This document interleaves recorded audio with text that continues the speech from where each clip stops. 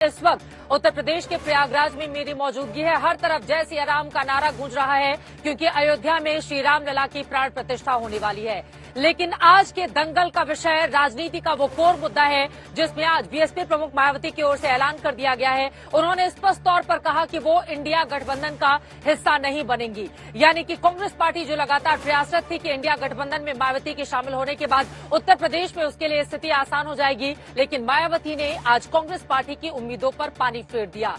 लेकिन मायावती ने चुनाव के बाद गठबंधन के लिए अपने दरवाजे खुले रखे हैं, यानी कि मुफ्त में वो कुछ भी नहीं करना चाहती और चुनाव के बाद की स्थिति के मद्देनजर बीएसपी आगे भविष्य का फैसला करने वाली है। वहीं दूसरी तरफ समाजवादी पार्टी के मुखिया अखिलेश यादव की ओर से भी कह दिया गया है कि बहुत अच्छा किया काम मायावती जी ने जो गठबंधन से बाहर रखने का फैसला किया, क्योंकि जब जब वो गठबंधन में शामिल होती हैं तो समाजवादी पार्टी को नुकसान हो जाता है। ऐसा ही 2019 में हुआ जब लोकसभा में सपा को सिर्फ 5 सीटों पर जीत मिली गठबंधन के बावजूद, जबकि मायावती की पार्टी को 2014 में 0 सीटों के मुकाबले सीधे 10 सीटों की बढ़ोतरी होती है और वो 10 सीटों पर विजय हासिल कर लेती हैं। ऐसे में भारतीय जनता पार्टी कटाक्ष कर रही है इंडिया गठबंधन पर कि इंडिया गठबंधन को न माया मिली न राम। आज का दंगल तमाम सवालों को लेकर हम पूछेंगे। आज के दंगल में हमारे महत्वपूर्ण सवाल होंगे। भारतीय जनता पार्टी उत्तर प्रदेश की पॉलिटिक्स को लेकर इतनी ज्यादा खुश हो रही है, क्या वास्तव में मायावती के गठबंधन में शामिल नहीं होने से बीजेपी को फायदा हो जाएगा?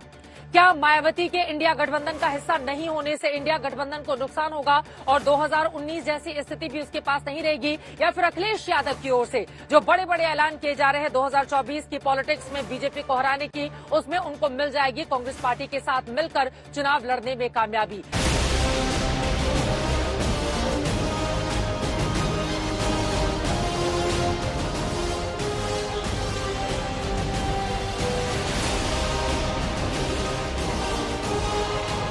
2024 के सत्ता संघर्ष की 3 तस्वीरें साफ हो गई हैं। एक तरफ पीएम मोदी की अगुवाई में बीजेपी है, दूसरी तरफ कांग्रेस की अगुवाई में 28 दलों का इंडिया गठबंधन है और तीसरी तरफ अब मायावती और बीएसपी है जो ना इनके साथ है और ना उनके साथ।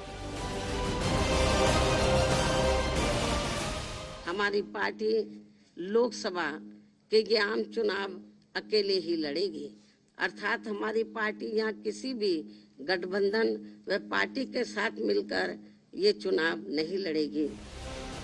मायावती का ऐलान कांग्रेस की प्रादेशिक राजनीति के लिए नामाकूल है तो समाजवादी पार्टी की सियासत के लिए फायदेमंद, क्योंकि कांग्रेस मायावती से गठबंधन चाहती थी। अखिलेश यादव विरोध में थे।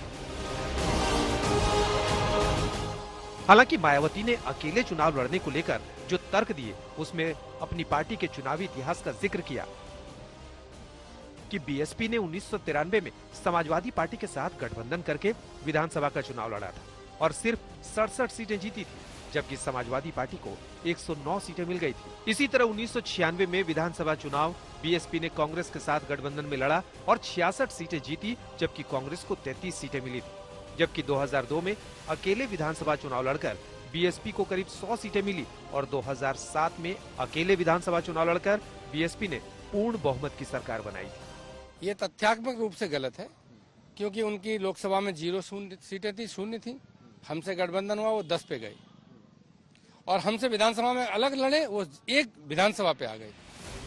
मायावती के दावे के उलट आंकड़े ये बताते हैं कि 2024 में बीएसपी अकेले यूपी में लोकसभा चुनाव लड़ती है, लेकिन एक भी सीट नहीं जीती। 2019 में मायावती ने समाजवादी पार्टी और आरएलडी के साथ गठबंधन करके चुनाव लड़ा था और बीएसपी को 10 सीटें हासिल हो गई थी। फिर 2022 में बीएसपी विधानसभा चुनाव अकेले लड़ती है तो बीएसपी का केवल 1 विधायक ही जीत पाता है।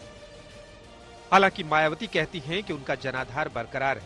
इसी उम्मीद में शायद मायावती ने अपने जन्मदिन पर इंडिया गठबंधन के घटक दलों के लिए विकल्प खुला रखने से लेकर ईवीएम के विरोध तक पर साथ निभाकर तोहफा भी दिया है।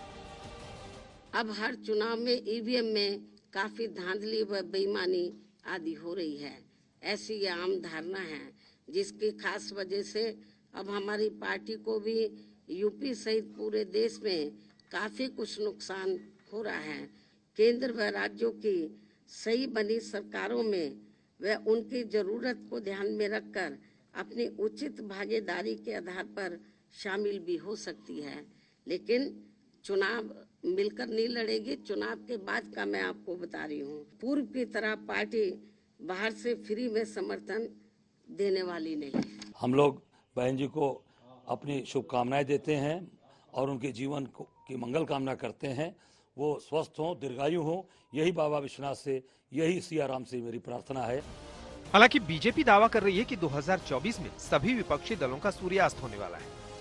देखो, अली बाबा 40 चोर की कहानी हमने सुनी थी, जब 40 आपस में लड़कर मर गए, तो ये चोर डकैत बेईमानी कभी इकट्ठे हो ही नहीं सकते।